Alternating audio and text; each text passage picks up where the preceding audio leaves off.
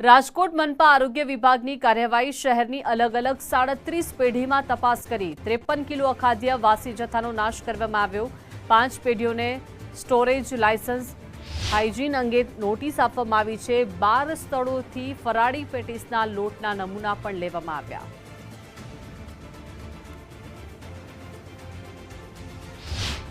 37 જેટલા એકમો જે છે એની તપાસ કરવામાં આવી છે। આ 37 એકમો પૈકી જોવા જઈએ તો કુલ જે છે એમાં 12 ફરાળી પેટીસના નમૂના પણ જે છે લેવામાં આવ્યા છે। ઉપરાંત 6500 જેટલો દંડ પણ વહીવટી ચાર્જ સ્વરૂપે ફટકારવામાં આવ્યો છે।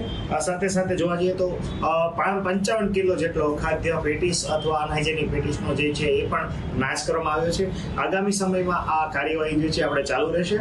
આગામી સાતમ આઠમ ઉપરાંતના શ્રાવણના તહેવારોને અનુસંધાને મીઠાઈ ઉપરાંત જે છે દૂધ અને દૂધની બનાવટોની આઇટમ્સ અને સાથે સાથે વાત કરીએ તો પનીર અને એના બાબતની જે પણ સરકારનું સ્પષ્ટીકરણ આવ્યું છે અનુસંધાને કામગીરી જે છે એ કરવામાં આવશે।